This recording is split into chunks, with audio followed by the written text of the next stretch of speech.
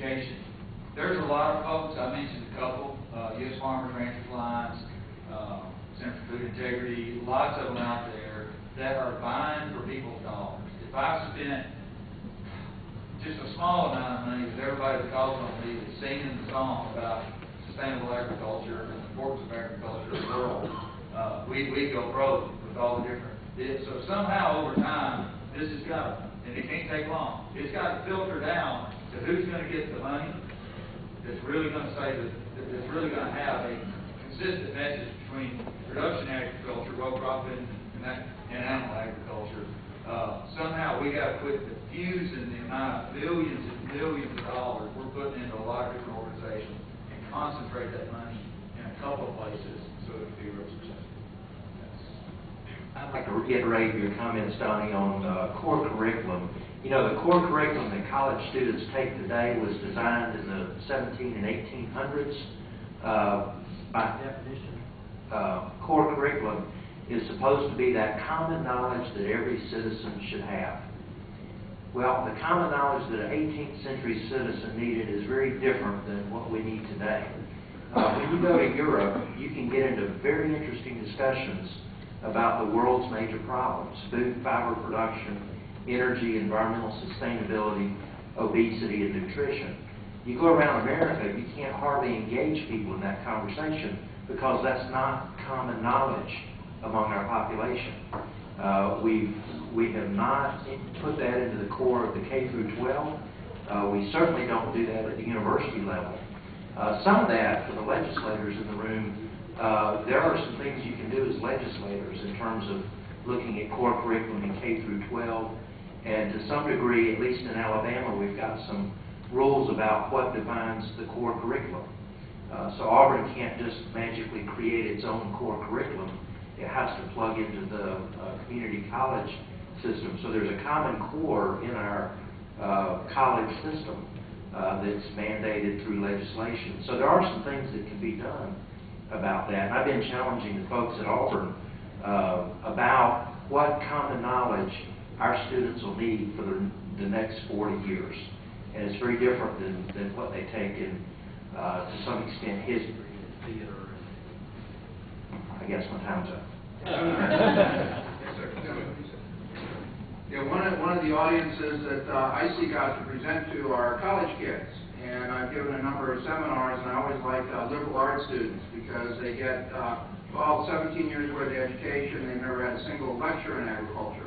So I always tell people, I don't want to talk to the choir, I want to talk to the English lit majors at Dartmouth, because when they can't get a job with their English lit degree, they wind up working at EPA registering pesticides. And they don't really know anything. And those of you who work with EPA know that what I say is true. So I give these college seminars, and they're liberal arts kids, and I go through a presentation about weeds and insects and diseases, and usually there's silence at the end of my talk.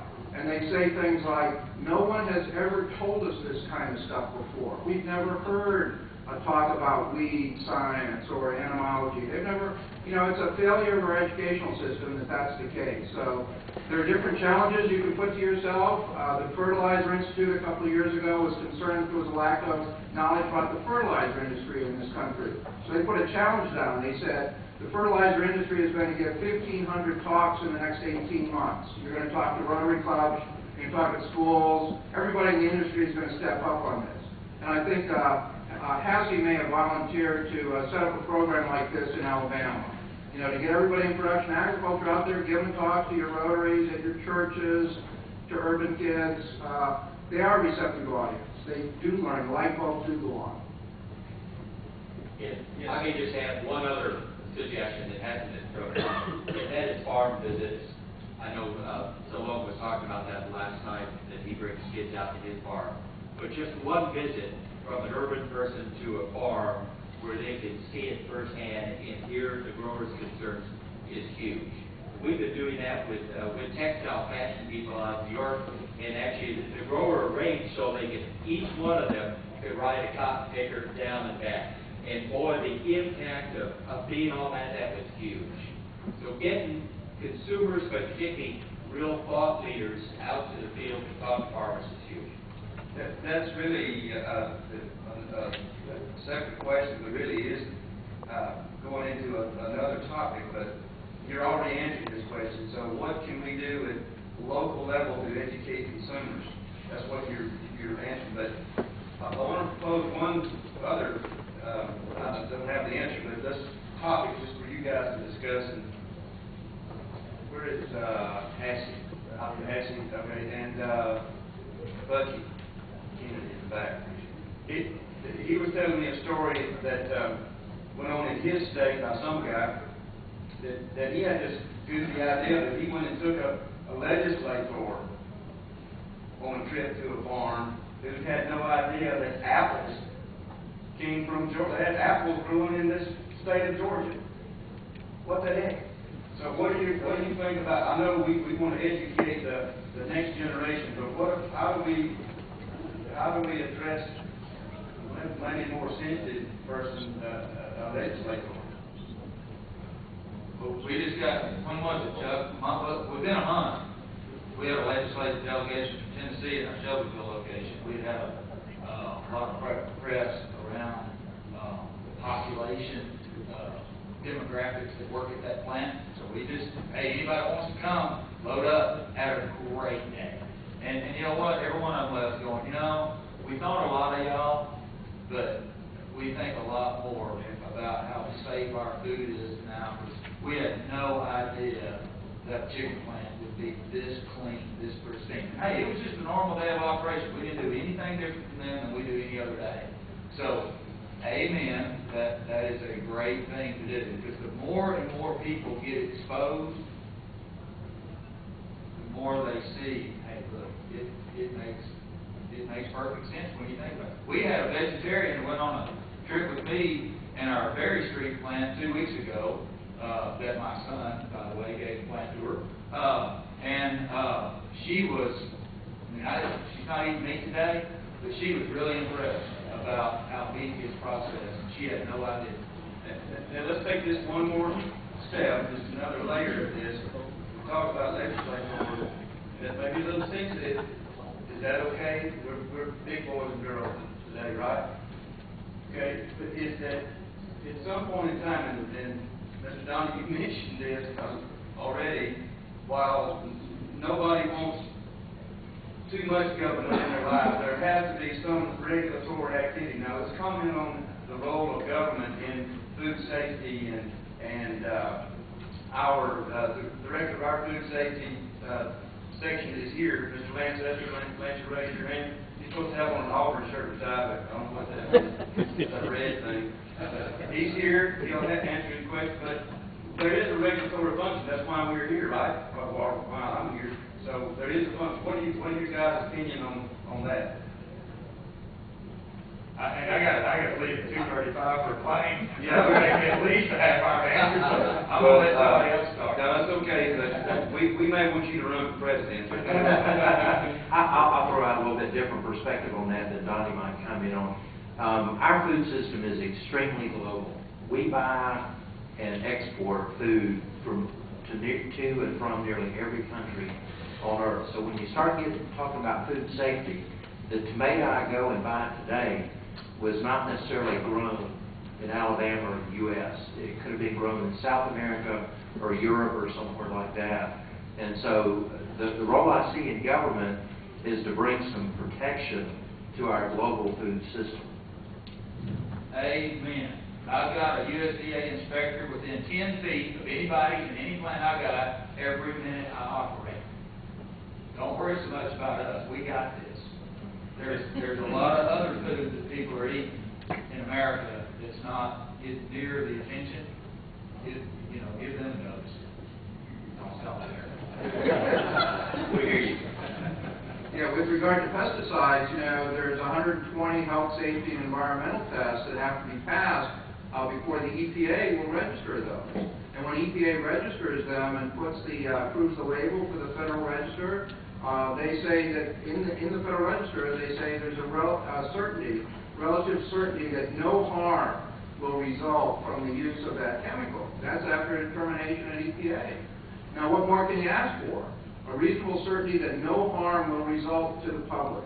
And yet in the press, every time there's an activist story, it gets blown out of proportion. EPA looks at these new tests and they make the same determination, there's nothing to worry about. The food is safe. So I think we just need to keep reminding everybody of the rigor of the science that defends the chemicals that are used in our agricultural system. Very good. Now, have you filled out your evaluation form? You need to be doing that, please. We're not going to let you go home until you do that.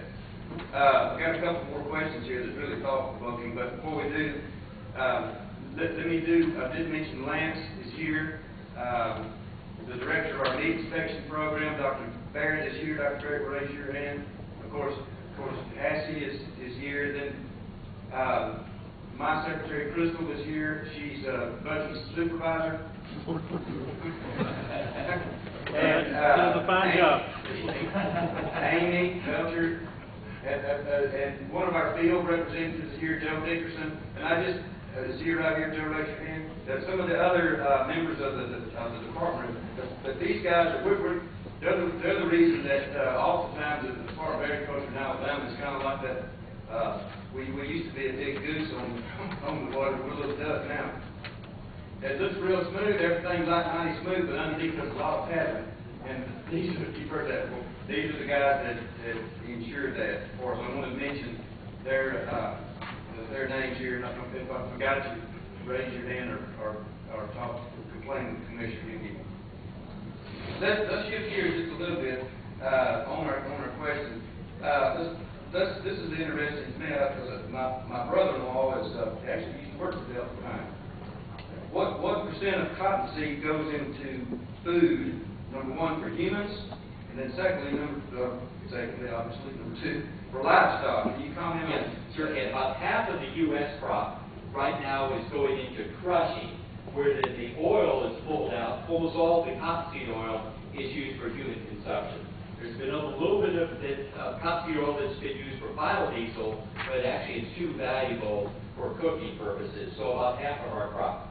Now, the other half then goes primarily into dairy, with a little bit into feedlot, but it's a premium product for the dairy. And if you look at the fluctuations, since cotton production fluctuates quite a bit from year to year, the oil or the processing is fairly stable, and then the dairy takes up the slack. Interesting. From that,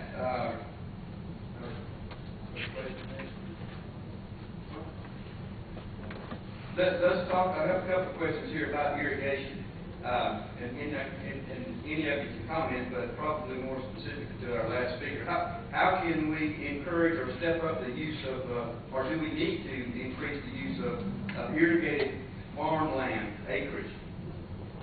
Obviously, that's according to your pie chart, is way less than I thought. Well, it's obvious that irrigation would be a benefit to the farmer. Probably the primary obstacle to that in Alabama is the size of the average farm. They're not very large. Perhaps one reason why irrigated acreage in Georgia and Mississippi is so much greater is that they have some very large tracts of land that are irrigated. So there needs to be perhaps some assistance to enable the average farmer to take advantage of irrigation so that he can increase his yield and save his crop.